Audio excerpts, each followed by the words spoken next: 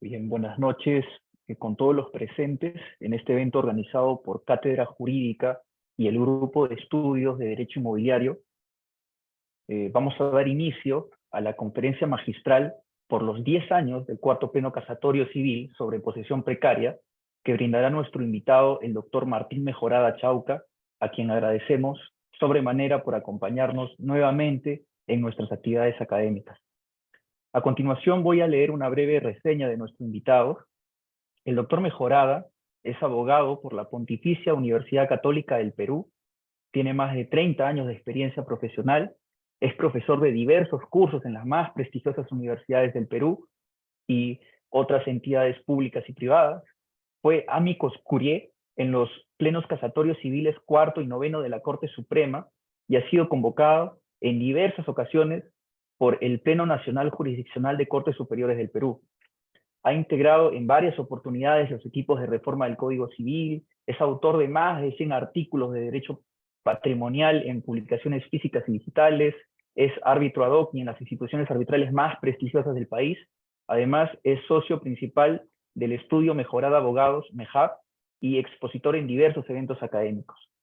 En esta ocasión, el doctor Mejorada, quien como mencioné fue amicus curiae en el cuarto pleno casatorio civil, examinará la evolución del precario desde que se dio la publicación de este pleno el 14 de agosto del 2013 hasta la actualidad y brindará su perspectiva del futuro.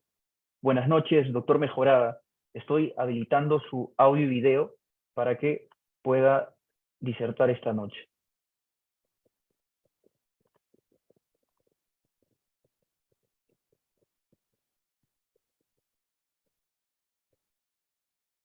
Hola, buenas noches. Buenas noches, doctor. Adelante. Muchas gracias por la invitación. ¿Se me escucha bien? Sí, lo escuchamos perfectamente. Adelante, doctor. Bien. Bueno, muchas gracias por la invitación a Cátedra, que ha tenido la idea de convocarme para compartir con ustedes durante unos minutos mi experiencia, primero como amicus curiae del cuarto pleno casatorio civil, que ha cumplido hace unos días 10 años de haberse dado a conocer, es decir, 10 años de vigencia, y compartir también mi perspectiva de lo que ha sido el impacto de este pleno en el funcionamiento del desalojo, que es para lo cual se dio este pleno, cuáles son las complicaciones que se han producido en la práctica profesional a partir de esta figura del poseedor precario en razón del desalojo, y dónde estamos parados ahora para lo que viene, ¿no? Fíjense, primero la parte anecdótica, que no deja de ser interesante, sobre todo para los que, dentro de los que están participando en esta reunión, no conocen bien el funcionamiento del Pleno.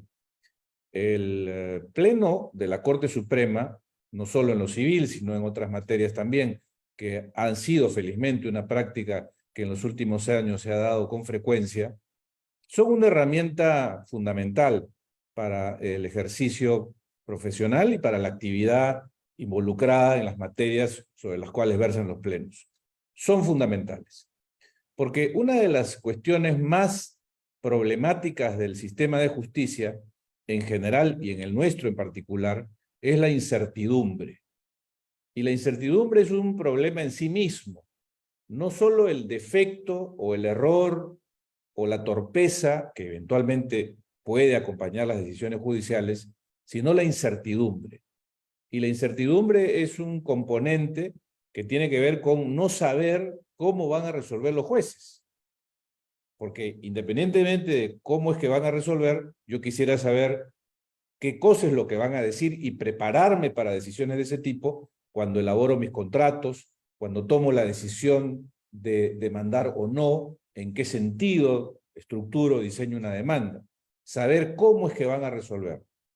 Independientemente, digo, del acierto, desacierto, error, torpeza o genialidad con la que las salas supremas pudieran convocarnos cuando llegamos a ellas y esperamos una sentencia final. Y es que eso, en materia de desalojo, era el elemento común.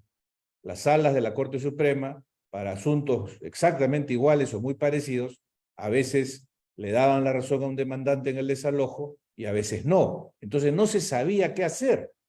Los demandantes no sabían si ir a la acción reivindicatoria o a la acción llamada de mejor derecho o al desalojo o al interdicto, entre las varias, o a las acciones posesorias en general, entre la gama de acciones posibles que tiene alguien que pretende acceder a la posesión de un bien.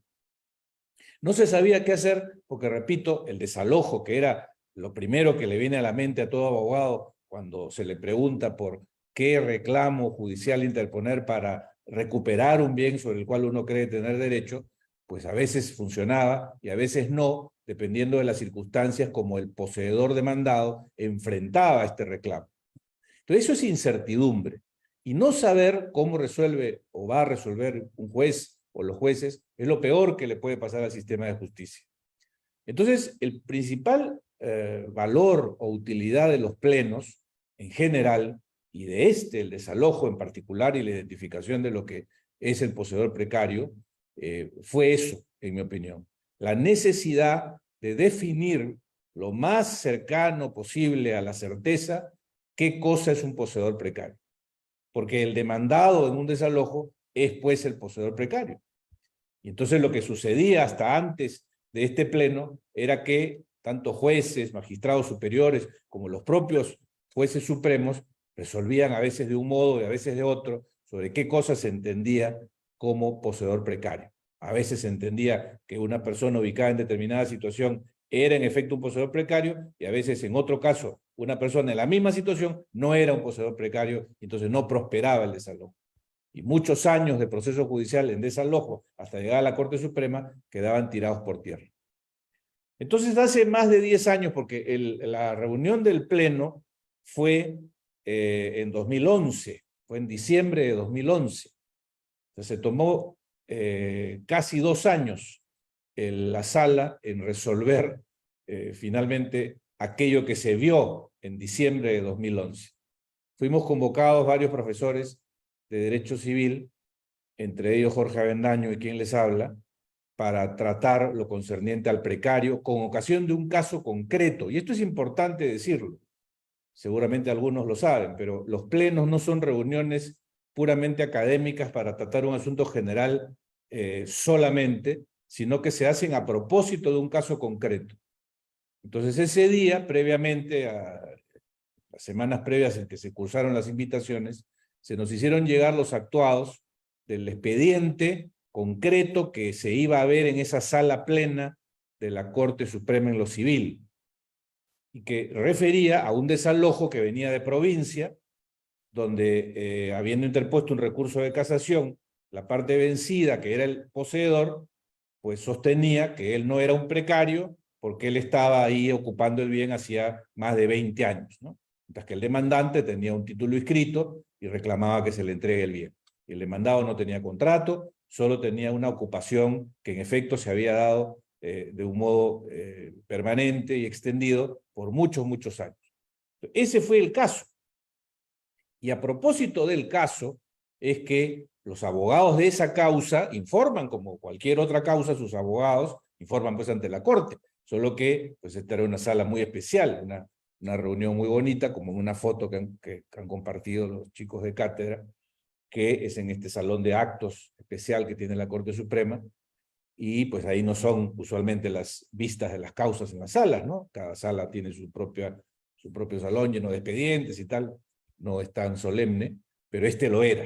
Entonces ahí se presentaron los abogados del demandante y del demandado, del que llevaba el recurso de casación y del demandante que era el propietario, y pues informaron, ¿no? Y luego que ellos informaron, se retiraron y comenzó propiamente la intervención de los amicus curiae, que lo que llevábamos era una postura sobre qué debía entenderse por poseedor precario, qué debía entenderse por poseedor precario.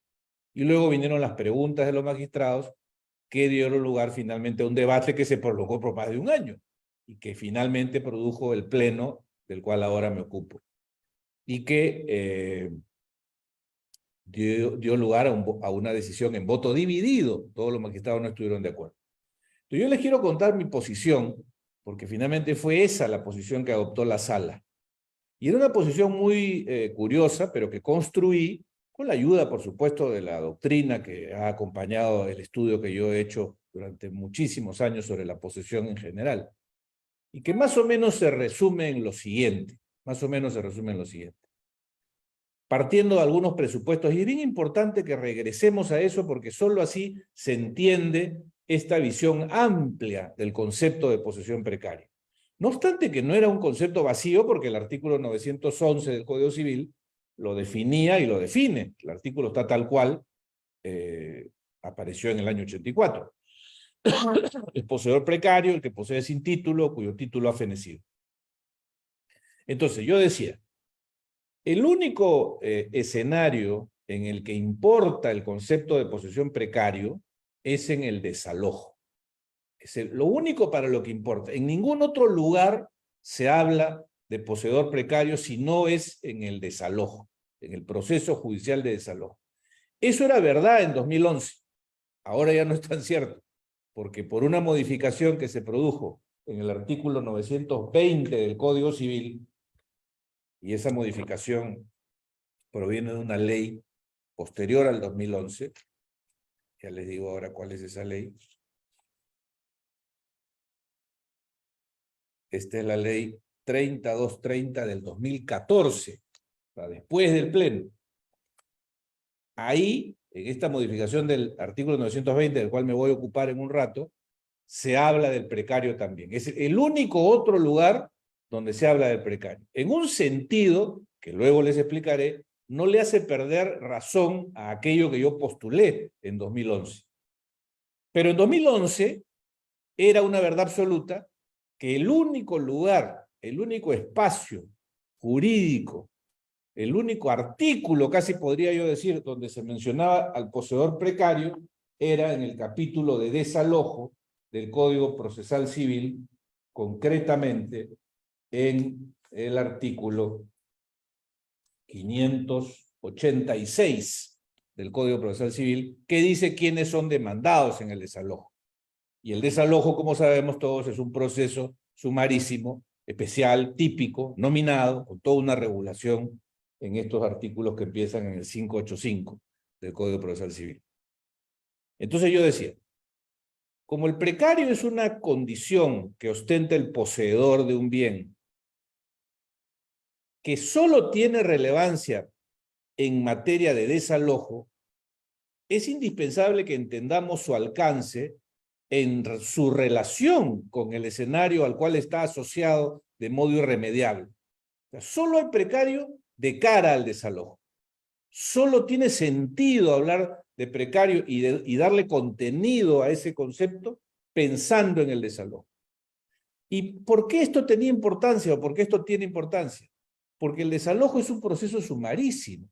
Es un proceso donde el juez resuelve una cuestión de urgencia. No es ciertamente un amparo, pero bajo la misma lógica de los procesos constitucionales, el juez hace una mirada sumarísima. Es una mirada donde las cosas que se le someten a conocimiento tienen que ser unas que resulten evidentes y donde la decisión del juez en estos aspectos o materias que son ubicadas en los procesos sumarísimos son decisiones que tienen ciertas características muy puntuales en razón precisamente de esa celeridad con la que el trámite se realiza. Es decir, sostuve que el concepto de precario debe construirse o dársele contenido en razón de esa sumariedad, Ciertamente todos sabían, que no había que ser muy inteligente para eso, que el precario era alguien pues que poseía sin derecho, está bien, alguien que poseía sin derecho. Pero esa carencia de derecho, el no tener derecho a estar ahí, ¿qué características tenía? Porque oigan, cuando uno no tiene derecho a estar en un bien, pues eso se puede deber a muchas causas y de hecho establecer si eso está ocurriendo, es decir, la carencia de derecho es un evento que se está produciendo, puede ser una evaluación muy complicada y puede tomar mucho tiempo y puede requerir muchas herramientas probatorias, cosa que no es propio del proceso sumarísimo de desalojo.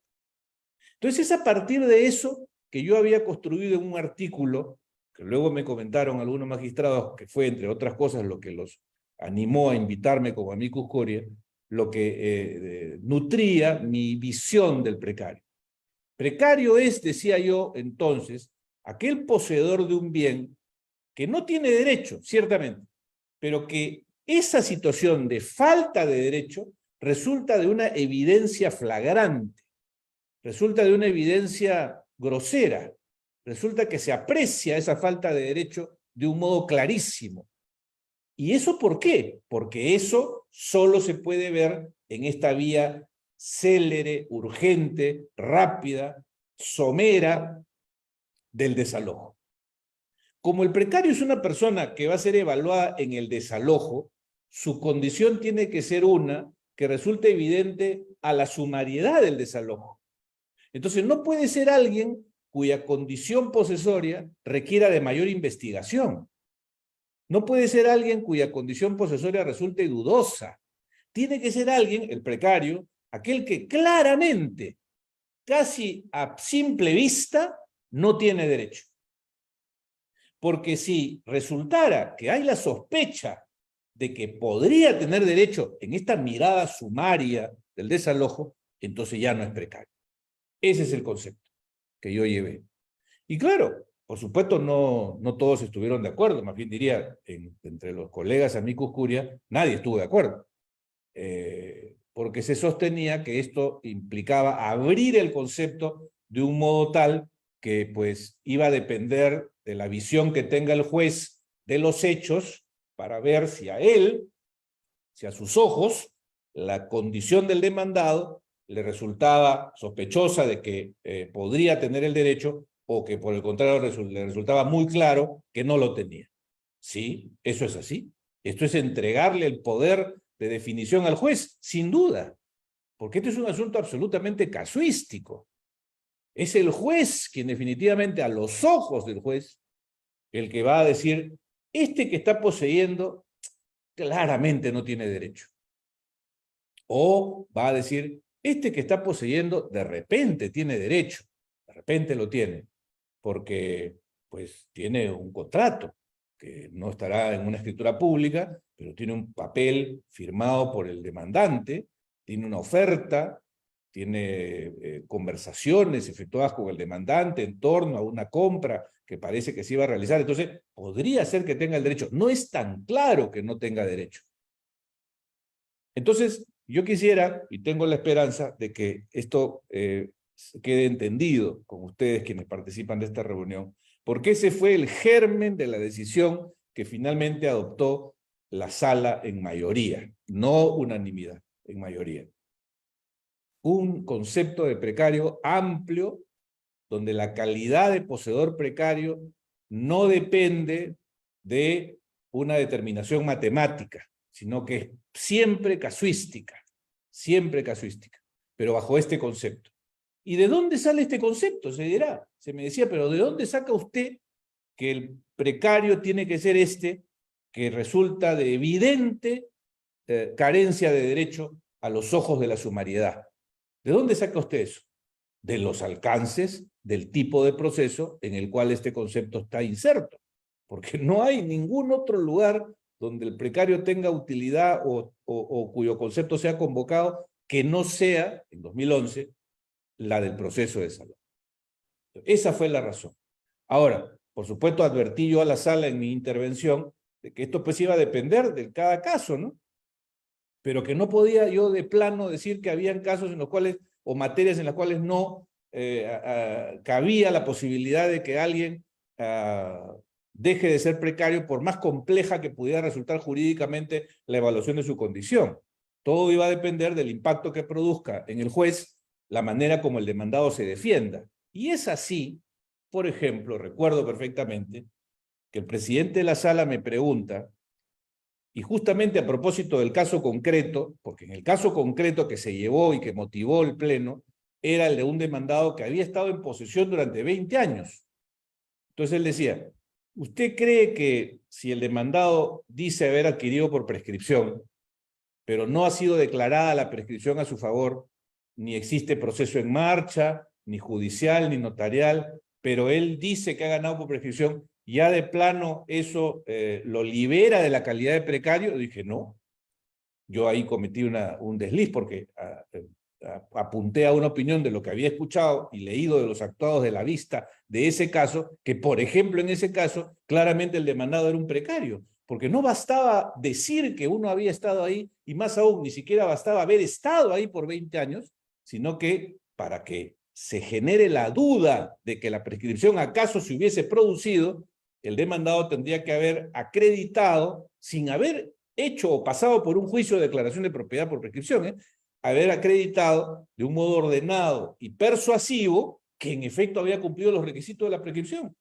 en la medida que, como todos sabemos, la prescripción no requiere de una declaración para existir, sino que es el transcurso del tiempo y el cumplimiento de los requisitos lo que convierte al poseedor en propietario. Entonces dije yo, porque me preguntaron, ¿y cómo sería esa defensa? ¿Cómo tendría que ser el demandado para, emplazado en un desalojo, lograr contrarrestar el reclamo y acreditar o demostrar que no es precario, ¿no? Bueno, tendría que probar de una manera ordenada, año por año, la ocupación que según él ha ejercido con las calidades suficientes para adquirir por prescripción.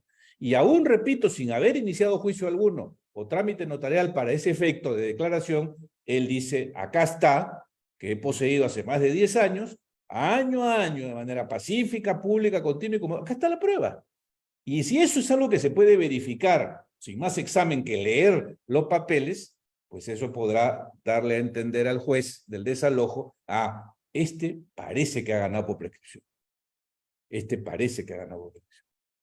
Y entonces ya no será un precario, ¿no es cierto? A pesar de que no tiene un documento que lo declare como tal.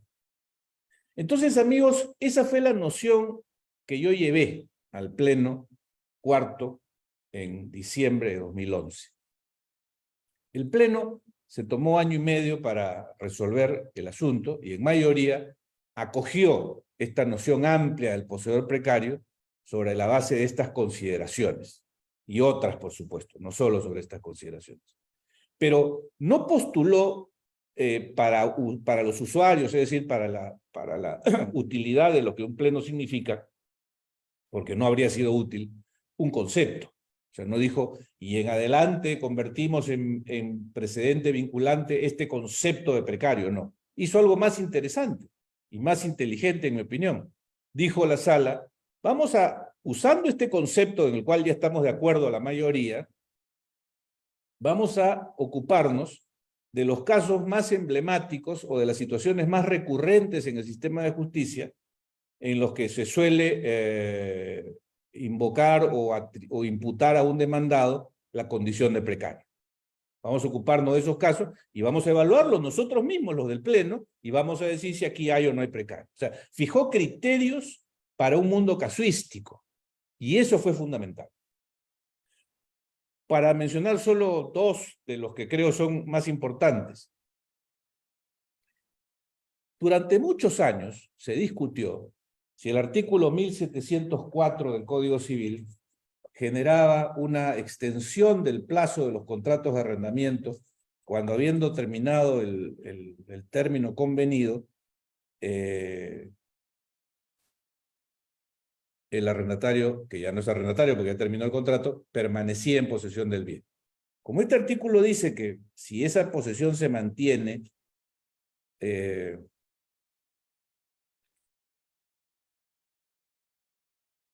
dice, vencido el plazo del contrato, si el arrendatario no restituye bien, el arrendatario tiene derecho a exigir su devolución y a cobrar.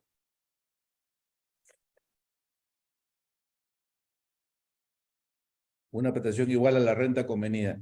Ya, entonces, esta norma tenía que concordarse con el 1700 en la práctica profesional. Vencido el contrato de arrendamiento, si no se entregaba el bien, no se entiende que hay renovación tácita, sino la continuación del arrendamiento. Entonces eso generaba discusión en la academia y por supuesto en las decisiones prácticas de los abogados. Si el arrendatario permanece en el bien, no hay renovación, pero se entiende que el contrato continúa.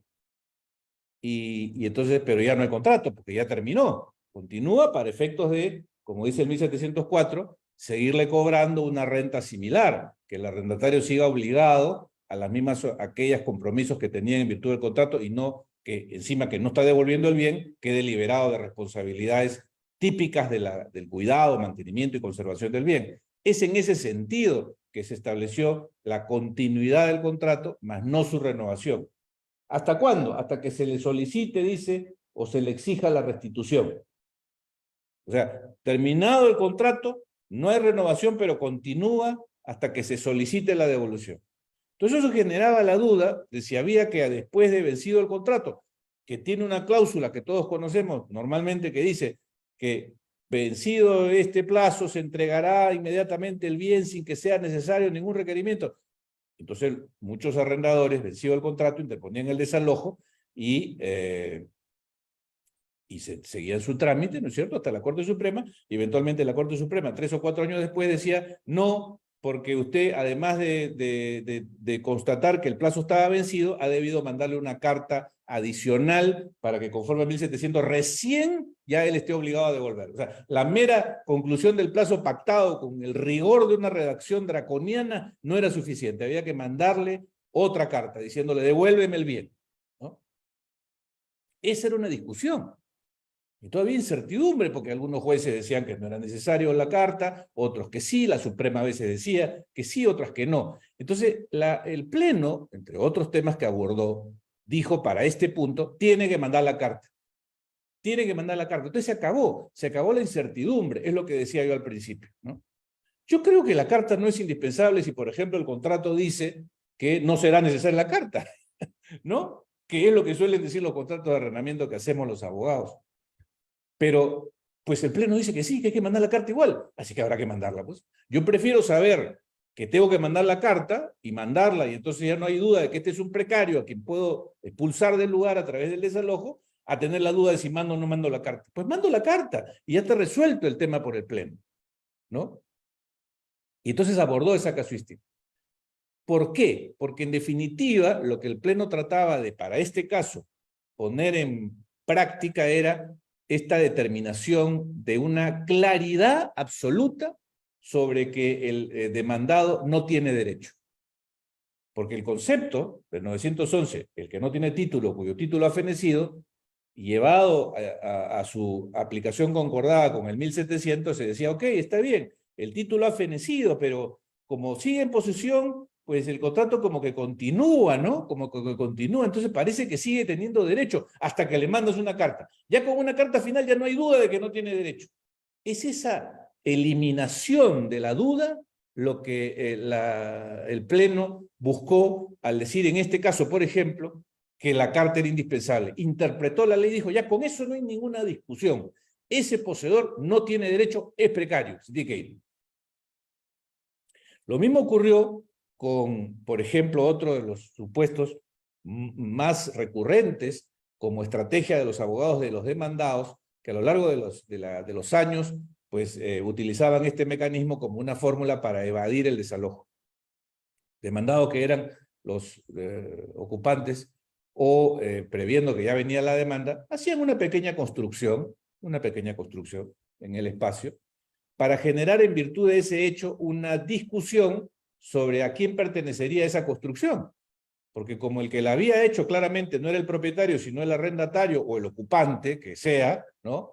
Él luego, cuando era emplazado, decía, bueno, pero yo he hecho esta construcción, y entonces alguien me la tiene que pagar, o acá tiene que determinarse los efectos de la accesión, y entonces, pues, mientras tanto, no puede haber desalojo, porque ellos no me pueden desalojar de una cosa que en parte he construido yo y me pertenece, o me la tienen que pagar, o se tiene que ver si se hizo de buena o de mala fe, y eso era utilizado a menudo por la práctica tinteriesca para evadir los efectos de un desalojo. Entonces los jueces a veces decían, pues no, usted es un poseedor que no tiene derecho, ha hecho esa construcción de mala fe, se tiene que ir. Pero a veces decían, no, eso en efecto de la construcción sobre un bien ajeno es un tema complejo, que no se puede ver en el desalojo, entonces, pues si procedente la demanda, usted no es un precario, vayan a discutir eso a otro lado. Cuando en realidad, y esto es una percepción de alguien que tiene tantos años en materia de derechos reales, la accesión, el mundo de la accesión, es un mundo que está definido por la ley. Todo lo que se construye sobre un bien adhiere a ese bien. Todo lo que se construye sobre un bien adhiere a ese bien. Eso me preguntaron también ese día del pleno. Ahorita que lo digo, eso me preguntaron también. O sea, es inexorable que quien construye un bien sobre otro ajeno, lo que se construye se adhiere a aquello sobre lo cual se construye. Ya tú puedes después discutir si tenías buena o mala fe, si tienes derecho a comprar el terreno o a que te paguen por la construcción. Ya, puedes discutir. Pero en términos de propiedad, la propiedad no está separada. Eso no es un derecho de superficie. Es una sola. Se produce la accesión, se produce la integración. Entonces el dueño es uno solo, indudablemente. Y eso es un asunto jurídico. No hay que hacer una pericia para eso. Es una conclusión jurídica. Y eso que es inexorable hace entonces que siempre el dueño del terreno es el dueño de lo construido, sin perjuicio de que luego discutan algunas otras consecuencias económicas derivadas de la construcción hecha sobre un bien ajeno. Puesto esto así, entonces la Corte dice, si eso es así de claro desde el punto de vista jurídico, no es una discusión de si hubo contrato, si hubo una extensión del plazo, si se pagó el precio, si la voluntad fue válida, no, es un hecho. Lo que se construye se adhiere. Entonces, por eso dice que el hecho de que el ocupante haya hecho alguna construcción no es un impedimento ni es una razón para evadir o evitar el desalojo. Ya discutirán en otro lugar, ¿no? Otras consecuencias o efectos de ese evento, pero esto no impedirá el desalojo. Él es un precario. Entonces, así, entre otros temas, fueron abordados por el cuarto pleno al momento de resolver, en mayoría, diciéndonos en adelante a los abogados y a los usuarios quiénes son considerados precarios a los ojos de la Corte. Pero ciertamente no abordaron pues todas las situaciones, ¿no? Por ejemplo, no abordaron la condición de precario en razón de la filiación o la relación familiar, no la abordaron, ni abordaron con precisión qué tipo de contratos o qué formato de contrato o acuerdo podría ser aquel que exhibiera el demandado para persuadir al juez sobre que su condición era sospechosa por lo menos y que por tanto no era un precario. No olviden, amigos, la perspectiva que compartí de entrada con ustedes y que es lo que da cuenta de este concepto de precario. Es precario aquel que evidentemente carece de derecho y por tanto no es precario aquel que, por razón de los hechos que él puede mostrar, genera al menos la duda de que algún derecho tiene sobre el bien. Y en virtud de esa duda, que es la que él tendrá que mostrarle al juez, se quedará, porque no es precario. Y es un asunto abierto, ¿no? Y por esa razón, y ya entrando en comentario que quiero hacer sobre cómo esto ha evolucionado, déjenme decirles que yo creo que ha sido positiva la evolución. Creo que el Pleno construyó bien el concepto de precario en una visión ciertamente compleja, pero que a partir de estos casos en los que se ocupó expresamente, ayudó muy bien a que esos casos por lo menos ya queden claros. Y que de plano, al que se defiende con la prescripción, no le digan, usted está loco, usted es un precario porque no tiene sentencia. No. Habrá que mirarlo, ¿no? Y ya de plano se sabe que si no le mandaste la carta al arrendatario con contrato vencido, pues no es precario. Ya está claro. Entonces, estos que son eventos recurrentes, como el de la construcción sobre bien ajeno también, quedaron esclarecidos. Y eso es fundamental, aunque por supuesto no agotan el espectro de supuestos en los cuales los demandantes imputan la calidad de precario a un demandado, porque hay muchos otros más, está establecida la idea. ¿Cuál es el mensaje para los demandados? Si yo defiendo a un demandado, ¿qué tengo que hacer? Tengo que crear una duda en el juez sobre que yo podría tener derecho. Por supuesto, yo afirmo tener derecho, yo no voy a decirle, señor juez, usted debe dudar solamente, no. Señor juez, yo tengo derecho y lo pruebo de esta manera. Y esta debe ser una prueba que al menos le genere al juez la duda de que yo podría tener el derecho. No tengo que acreditarlo de manera fehaciente. ¿Por qué no? Porque el escenario del desalojo no lo permite. Ahí no es un escenario para la declaración de propiedad, ahí no se va a resolver una disputa entre propietarios, eso va a la acción reivindicatoria o a la mal llamada acción de mejor derecho de propiedad. Entonces el demandado tiene como misión esa, generar elementos que verosímilmente le hagan pensar al juez, este parece que tiene derecho. Y ahí se queda. Si el juez considera eso, parece que tiene derecho, ya no es un precario. Y como ya no es un precario, el desalojo es infundado. ¿Cuándo va a decir que es precario? Cuando claramente no tiene derecho. ¿Y cuándo es eso? Bueno, de menos a más, el que no tiene nada. ¿Usted qué hace ahí? No tengo nada. O sea, usted tiene un papel, ¿cómo llegó ahí? No, un día me llegué y estoy acá. No tiene nada, usted es un precario. Pero de ahí en más, pues hay una gama de componentes que el demandado puede exhibir y que pueden comenzar a ser persuasivos o no, ¿no? Porque hay también unos medios locos que presentan cualquier cosa y creen que con eso es suficiente. Entonces, por ejemplo, el que muestra un contrato de arrendamiento y dice, acá yo tengo contrato, señor juez, contrato de arrendamiento. Y el juez dice, pero acá dice que venció hace un año. Ah, bueno, pero tengo contrato, sí, porque ya venció. Y a usted le mandaron la carta, entonces usted es un precario. Ah, bueno, pero tuve contrato, ¿no? Eso no, con claridad usted no tiene derecho. O otro dice, tengo acá una minuta de donación. El demandante dice que ahora me quiere sacar, me regaló este inmueble. Acá está la minuta de donación firmada por él. Sí, pues, señor, pero la donación inmobiliaria requiere escritura pública bajo sanción de nulidad. O sea, esa minuta es nada. Es nada. Usted tiene que ir. Es un precario. Pero de ahí en más habrá pues la casuística, ¿no? Yo no me voy, señor, porque él es mi hermano. El demandante es mi hermano del alma. Somos hijos del mismo padre. Entonces, un juez, esto va a suponer, pues, y por supuesto supone, que el juez haga gala de su condición de perito en derecho, ¿no? Y de hombre astuto, o hombre o mujer astutos, que perciben en la evaluación de los hechos y del derecho, pues, lo que normalmente un neófito no haría. Al juez no lo pueden engañar, no lo deben poder engañar. Sin embargo, en ese punto, pues ya eso tiene que ver no con el pleno, no con las figuras legales, sino con la percepción de los jueces, que ha ido cambiando, pero no en el concepto. Cambia en la casuística, pero mantiene el concepto. Lo que cambia es la percepción de los hechos. Esto es bien importante, porque lo que pasaba antes es que cambiaba el concepto. Ahora el concepto no cambia. Se tiene muy claro qué cosa es el precario.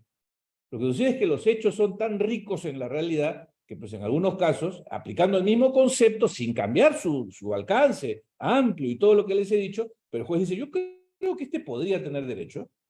Por ejemplo, ¿no? Yo voy a compartir con ustedes a través del organizador una gama de 30 sentencias aproximadamente que a lo largo de los últimos 10 años se han ido dando, en la Corte Suprema, por supuesto, en que, debo decir, en todos los casos se respeta el concepto del pleno. Pero no hay una sentencia de la Corte Suprema que haya hecho uso del apartamiento del pleno, porque todos sabemos también que los plenos se pueden dejar de aplicar, ¿no es cierto?, conforme dice la ley orgánica, cuando de manera justificada el juez para un caso concreto dice pues que no estamos de acuerdo con el pleno, ¿no? Tiene que haber una justificación. Pues bien, entonces, en ese sentido, lo que yo aprecio en este desarrollo de la jurisprudencia sobre el poseedor precario es que el concepto se ha mantenido, pero los supuestos en los cuales ese concepto se ha aplicado en razón de los hechos y de los elementos que eventualmente sorprenden a los jueces, pues ha ido generando sentencias controvertidas en algunos casos, ciertamente, ¿no? Por ejemplo, una sentencia del año 2013, la casación 3346-2012 Lima, publicada en septiembre de 2013, da cuenta de que, y esta es una sala rigurosa, es la sala civil permanente, dice muy bien, el demandado ha presentado documentos que, según él, acreditan su derecho a poseer, ¿no? Pero dice, para que éstas tengan la categoría de persuadir a la sala, deben ser documentos que garanticen o que presenten garantías mínimas de veracidad, y que los documentos presentados ahí no le parecen veraces, ¿no? Eran unos recibos que no estaban firmados por el demandante a quien siendo propietario reclamaba la entrega del bien, pero que eran pagos de una renta referidos a este inmueble. Entonces, fíjense, ¿no? El concepto está. Dice, no nos persuade, esos documentos sí, son documentos, pero no porque el demandado presente cualquier documento referido al bien, ya debemos entender que tiene un título. Tienen que haber ciertas garantías mínimas de veracidad, ¿no? Luego, ese mismo año, también señala la Corte Suprema en una casación 4-2013 Lima, del 1 de octubre de 2013, que el solo hecho de ser un heredero constituye un título que genera una acreditación para poseer, ¿no? Y eso es verdad, porque como yo soy heredero, no necesito un testamento, ni un contrato que diga que yo he adquirido la propiedad del bien, sino que el solo hecho de la muerte de una persona por aplicación de una norma legal ya le da al heredero esta condición sobre los bienes del causante, y por tanto cuando luego quisiera ser confrontado por alguien que reclama la posesión, este heredero, acreditando la condición de tal y la propiedad que ostentaba el causante, pues tendrá acreditada por lo menos verosímilmente su condición de poseedor con derecho, es decir, no es un precario, ¿no? Pero nuevamente, o sea, es ¿qué percibe el juez como persuasivo sobre el título del demandado?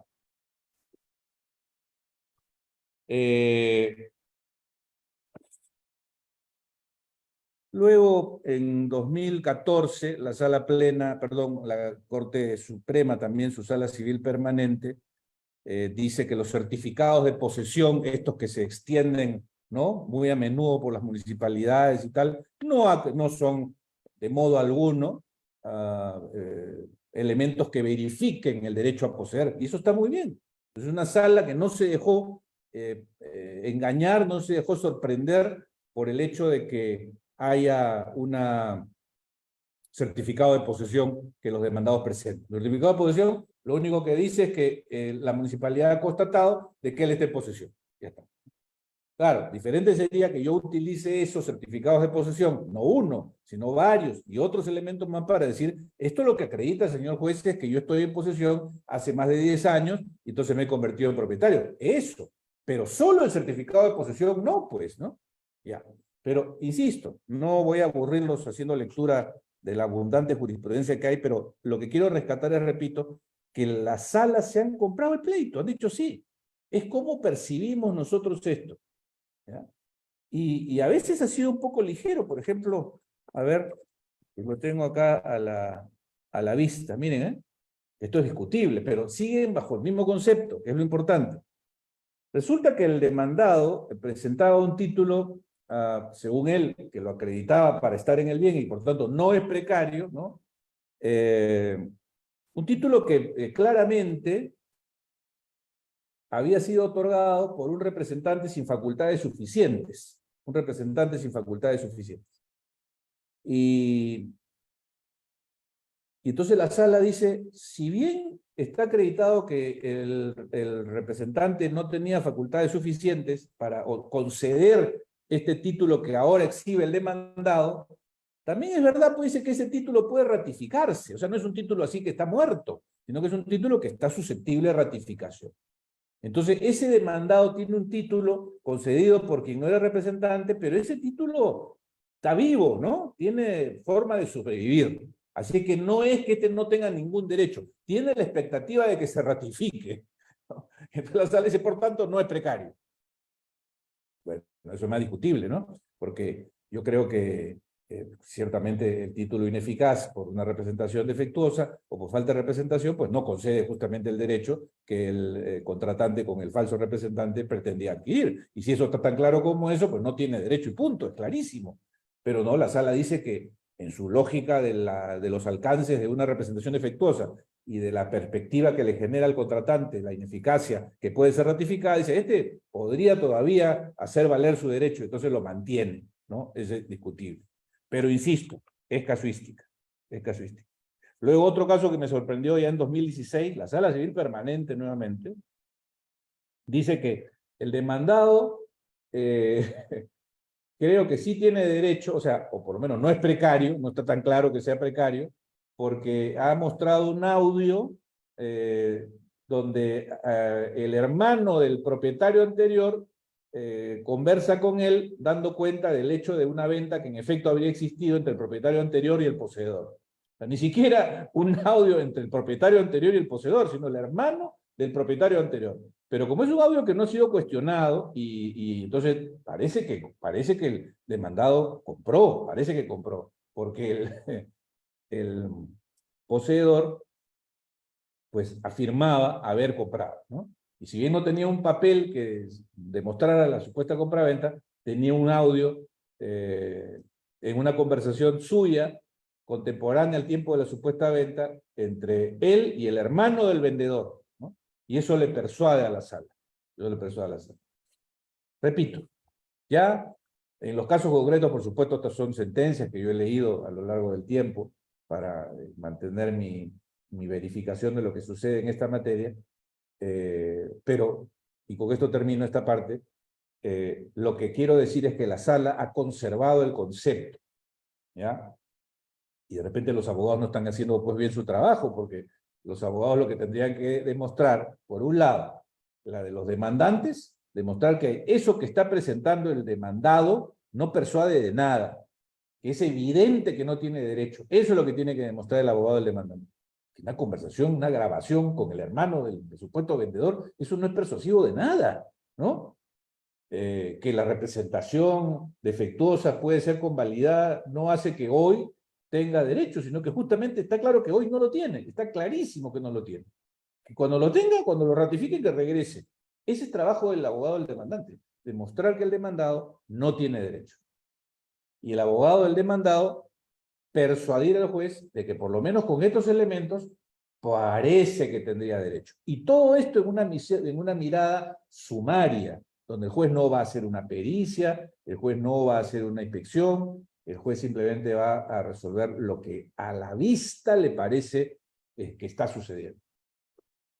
Esto, como escribí yo en ese artículo que era anterior al 2011, que se llamó El precario y qué, decía yo, es émulo de lo que sucedía con el pretor romano, que sin ser un juez resolvía justamente los asuntos donde estaba en discusión la posesión, pero mediante una decisión que sin ser jurisdiccional resultaba eficaz y eficiente de inmediato, en una mirada que en el acto el pretor miraba a quién parecía tener derecho sobre el bien, en una discusión doméstica, ¿no? Todos se debatían sobre quién tenía derecho y decían, bueno, en ese momento resolvía, usted se queda con el bien. Pero en una decisión sumaria, creo que esto no lo dije y tengo que decirlo en este instante, la decisión del desalojo no define las cosas para el futuro de manera permanente. Cuando en el desalojo se declara fundada la demanda, porque el demandado es precario, o cuando se declara infundada, porque el demandado no es precario, no significa ya que en el primer caso el demandado ya no tiene definitivamente derecho y ya no va a regresar nunca. Porque puede ocurrir que un demandado es considerado precario porque en apariencia pues no tenía ningún derecho, pero resulta que sí lo tenía y luego regresará fortalecido en el proceso de reivindicación o en el mejor derecho, ese que ahora es expulsado como precario, regresará demostrando con las pericias, las inspecciones y todas las pruebas más complejas, demostrando que él sí tenía derecho y regresará. Y eso no significará que el desalojo estuvo mal, el desalojo hizo su trabajo, verificando la calidad de precario que a la luz de esta sumariedad tenía el demandado. Ahora, en un escenario distinto, en un escenario lato, el demandado demuestra que él sí tiene derecho y regresa. Y también en el otro caso, si el demandado permanece en el bien porque no es considerado precario, porque él persuade pues al juez de que su título otorgado por un falso representante sí le da cierta expectativa para permanecer ahí, eso no significa que ya terminó la historia para él y se quedó en el bien para siempre. El demandante irá, pedirá la nulidad del contrato y lo sacará igual, pero ya no como precario, sino como ilegítimo. como poseedor ilegítimo. Bueno, entonces tenemos que ir terminando, así que voy a apresurar un tema adicional. Todo esto es en cuanto al concepto de precario, ¿correcto? Que dado lo que dijo el Pleno, dada la casuística que incorporó como precedente, se ha mantenido, se ha mantenido. Quiero decir, en preparación a lo que viene, que es con lo que termino, que el cuarto Pleno nunca se ocupó de la cuantía del proceso de desalojo, ni de la competencia del proceso de desalojo. O sea, qué juez iba a ver el proceso de desalojo? Si el juez de paz o el juez especializado, ni cómo se iba a calcular la cuantía, de eso no habló el Pleno. La idea ahí era ver qué cosa es un precario. Por eso que tengo que decir dos cosas. El artículo del Código Procesal Civil, que dice quiénes son los demandados en el proceso de desalojo, esto es bien importante, ¿eh? Dice que son demandados 586. El arrendatario, el subarrendatario, el precario o cualquier otra persona a quien le es exigible la restitución. Y el 911 dice que es precario, 911 del Código Civil, que es precario el que no tiene título o cuyo título ha fenecido. Entonces, yo hago la siguiente afirmación. En el proceso de desalojo, el demandado siempre es precario. En el proceso de desalojo, el demandado siempre es precario, porque es el que no tiene título o cuyo título ha fenecido. O aquel que, puesto en el desalojo, como ya dije hace un rato, evidentemente carece de derecho. La mención en el 911 del Código Civil a la carencia de título o a un título fenecido es solo el ejemplo de esa evidencia. Porque cuando alguien no tiene nada, ese es el ejemplo de aquel que claramente no tiene derecho. Y cuando alguien tiene algo, pero que ese algo por sí mismo dice que no tiene derecho, como es el título fenecido, es también el ejemplo o la evidencia del concepto que estoy tratando de transmitir. Entonces, cuando tú o cuando nosotros le pedimos al juez que expulse a un ocupante, es porque él no tiene derecho. Entonces, cuando la norma dice es demandado el arrendatario o el subarrendatario, ¿es el arrendatario o subarrendatario con derecho? No, pues no, porque si estuviéramos pretendiendo emplazar al arrendatario o subarrendatario con título vigente, no lo podríamos emplazar porque ese no tiene que irse, tiene contrato. ¿Quién es el arrendatario o subarrendatario a quien emplazamos con éxito en el desalojo? El que no tiene título o cuyo título ha vencido. Y ese es precario, pues. Es decir, siempre el demandado en el desalojo es un precario. Siempre el demandado en el desalojo es un precario. La causa por la que es precario puede ser diversa. Puede ser precario porque nunca tuvo título, o puede ser precario porque lo tuvo y venció, o porque tuvo y se resolvió, o porque tuvo y se anuló, o porque tuvo y devino en ineficaz, o porque siempre fue ineficaz, etc. Pero el demandado en el desalojo siempre es un precario. Sin embargo, no por una razón conceptual, creo yo, sino por una razón de buscar una solución más eficiente en el trámite, es que a lo largo de los años, luego del Pleno, se buscó distinguir entre los supuestos de precario que el Pleno había descrito en su casuística que incorporó en la parte resolutiva, distinguir entre esos que son los precarios y otros supuestos de desalojo que no serían por precarios. ¿Por qué? Porque se decía, si uno, por ejemplo, interpone un desalojo contra un arrendatario cuyo contrato venció y le manda la carta después de haber vencido el contrato, como dice el Pleno que hay que hacer para poder ir al desalojo y convertirlo en precario, dice, ese precario tendría que ir al juez especializado. Su trámite tendría que ser el juez especializado. Eso no lo dice el Pleno. El Pleno no dijo en ningún momento a qué juez va la evaluación del desalojo del precario. Pero como quiera que el Pleno se ocupó del precario y había que buscar una manera de distinguir a ese de otros supuestos en los cuales el demandante quiere reclamar al arrendatario, se comenzó a idear la cuestión de reclamar desalojos sin invocar la calidad de precario por una causal que no fuera esta. Y por ejemplo se decía, voy a demandar el desalojo por vencimiento de contrato. Por vencimiento de contrato. Ya, pero si el contrato ha vencido, pues es un precario en tanto le mandes la carta, esa carta final a la que se refiere el 1700. Bueno, pues, pero no le voy a mandar la carta, porque en efecto, si le mando la carta, lo vuelvo precario y tengo que ir a juez especializado. Ya, entonces, ¿qué haces? No le mando la carta y voy al juez de paz letrado, porque siendo que el contrato señala una cuantía por la renta que en él se ha convenido, por el monto que es menor a 50 UITs, una renta que será la mayoría de los arrendamientos en el Perú, pues voy al juez de paz letrado, lo que me permite un proceso de desalojo que termine en la Corte Superior en un plazo mucho más corto que aquel que se haría si es que lo inicio en el juez especializado y termino en la Corte Suprema. Ya, eso es un error, porque en realidad el concepto o la causal para el desalojo siempre es el mismo, poseedor precario. Si yo fuera al juez de paz y le digo, vengo no por el precario, no vengo a acusar al precario, vengo por vencimiento de contrato, y no le he mandado la carta final a la que se refiere el 1700, ese juez o cualquier otro tendría que decir, bueno, no procede el desalojo, porque este señor tiene un contrato que continúa, como dice el 1700, hasta que usted le mande la carta. No, pero es que si le mando la carta, lo vuelvo precario y me voy al juez especializado. ¿Y de dónde sacan eso? ¿De dónde sacan eso? Eso no lo dijo el cuarto pleno.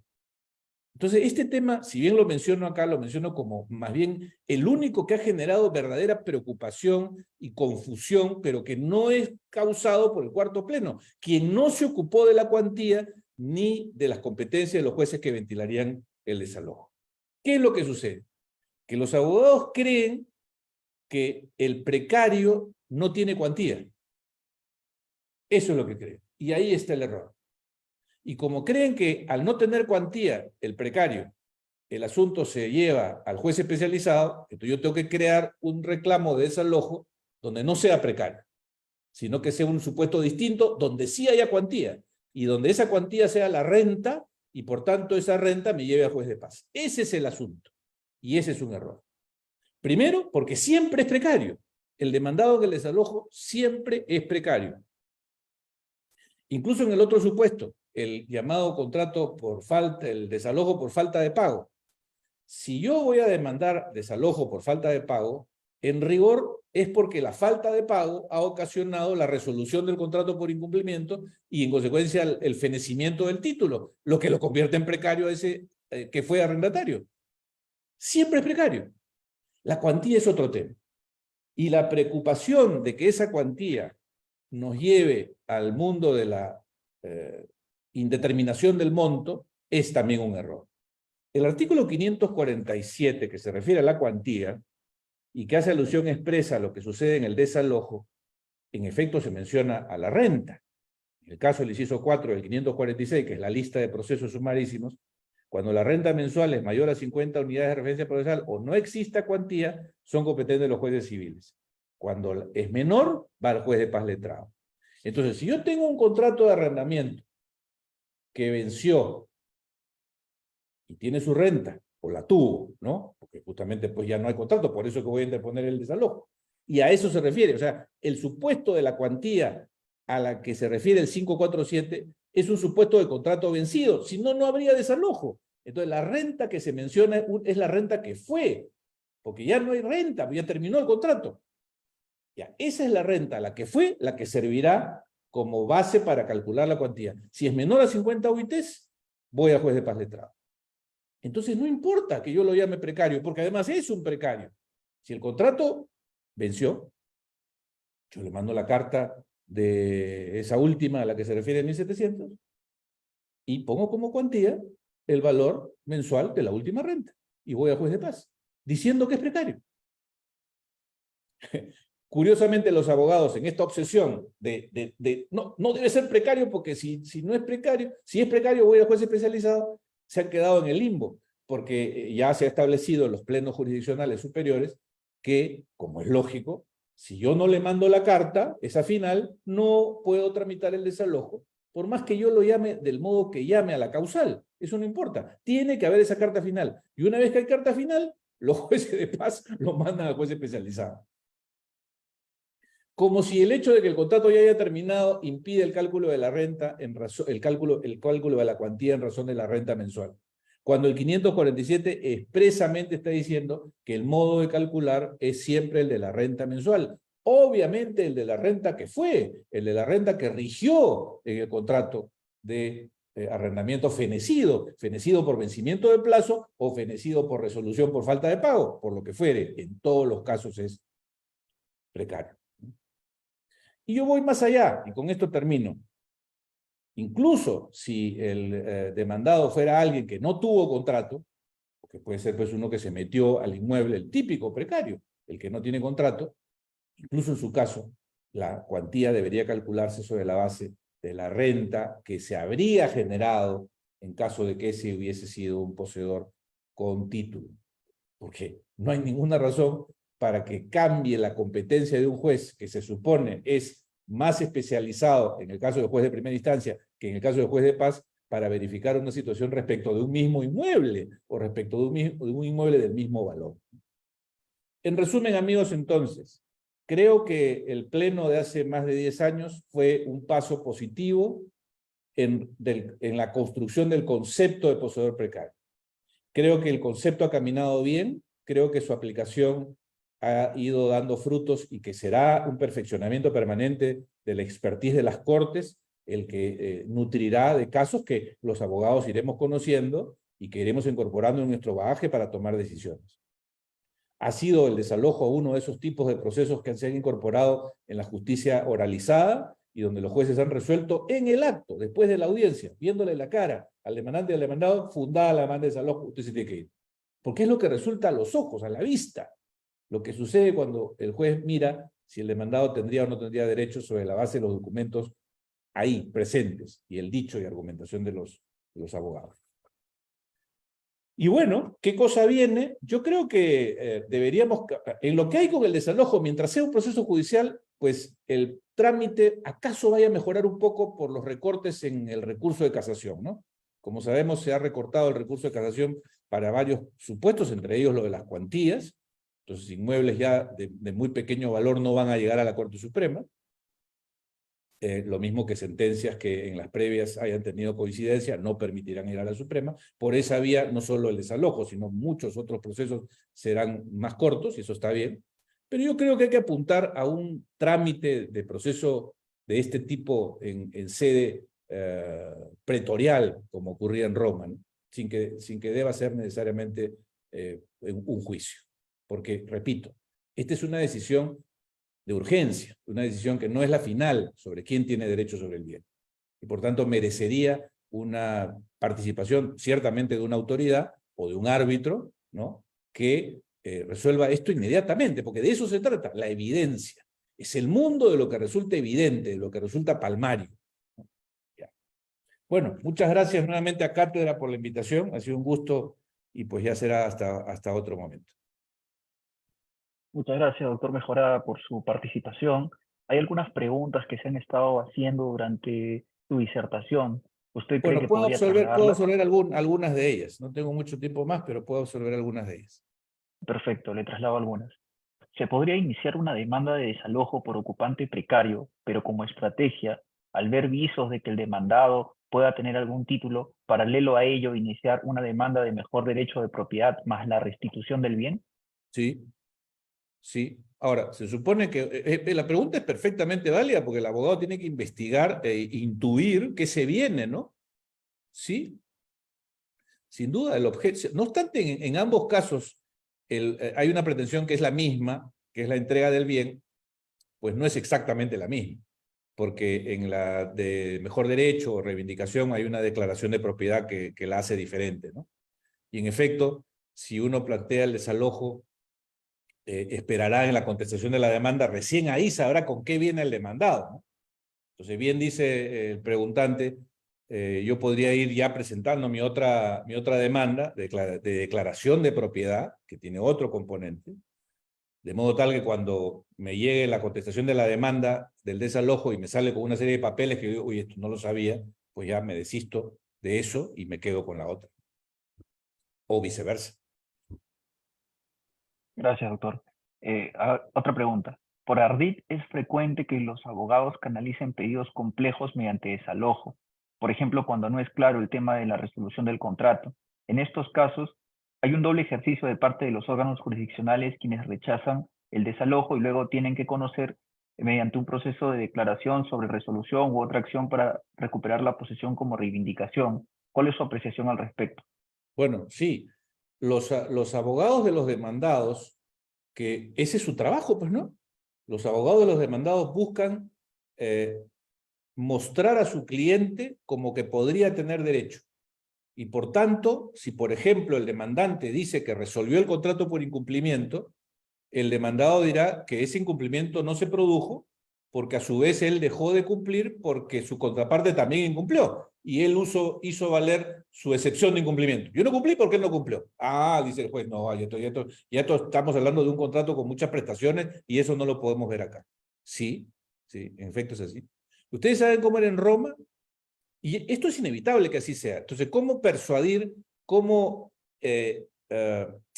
hacer para que las partes no mientan sobre su situación jurídica? Porque aquel demandado miente alegremente, persuade al juez de que él podría tener derecho y no pasa nada. Se cayó el desalojo y ahora lo van a demandar en el otro proceso. Pero el desalojo lo ganó. Lo que debería ocurrir es que si en el otro proceso se determina que en efecto no tenía derecho y mintió, entonces debería tener una consecuencia pecuniaria. Eso es lo que debería ocurrir, y eso es lo que ocurría en Roma. En Roma el pretor decía, yo creo que tú tienes el derecho de posesión, así que tú te vas a quedar con el bien por ahora. Y este se queda muy contento, ¿no? Y la contraparte decía, no, pero eso no es verdad, el derecho lo tengo yo. Bueno, vea, usted vaya a juicio, y si usted gana, recuperará la posesión. Y usted, que lo tuvo indebidamente, tendrá consecuencias muy severas. Entonces quiere decir que el que se resistía o el que se atribuía un derecho que en verdad no tenía, tenía que pensarla dos veces. Pero acá eso no existe, pues, y entonces los demandados mienten, no pasa nada. Y no estoy hablando de que mienten con la presentación de documentos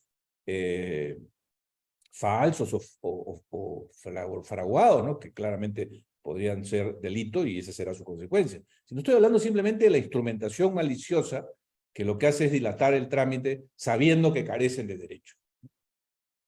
¿Qué más? Una pregunta más, por favor. Sí, ¿se puede afirmar que el cuarto pleno casatorio ha derogado tácitamente el desalojo por vencimiento de contrato y por falta de pago? No, que la pregunta seguro fue hecha antes de que hiciera esta última reflexión. En mi opinión, los desalojos por vencimiento de contrato y falta de pago dan lugar también a un precario. Porque el arrendatario cuyo contrato ha vencido y se le ha cursado la carta, que se le debe cursar en todos los casos para que esté obligado a entregar el bien el arrendatario, es un precario. Un arrendatario con contrato vencido a quien no se le manda la carta no está obligado a entregar el bien, ni al juez especializado, ni al juez de paz, ni a nadie. Tiene que cursarse la carta, porque eso es lo que dice el 1700 y esa es la interpretación que ha hecho la Corte Suprema. Y entonces, una vez que ya está obligado a entregar el bien porque su título está irremediablemente vencido, ¿cuál es la condición de ese ex arrendatario? Precario, pues. ¿Por qué? Porque el 911 dice que es precario el que no tiene título o cuyo título ha vencido. Y el de falta de pago, igual. El solo hecho de que yo no pague no me hace perder el título para poseer. Si yo no pago la renta, 2 meses y medio, o lo que haya convenido como incumplimiento con consecuencias, si tuve una cláusula resolutoria expresa, el arrendador tendrá que hacerme valer la cláusula y decir, bueno, no pagaste 2 meses y medio, resuelto el contrato. Resuelto el contrato. O sea, el título feneció. Título fenecido, precario. Siempre es precario. Bueno, muchas gracias amigos nuevamente y ya será hasta otra oportunidad. Gracias, doctor. Le reitero el agradecimiento de parte de Cátedra Jurídica, igual a todos los participantes por seguir la transmisión tanto en Facebook como mediante Zoom. Hasta luego, será hasta otra oportunidad.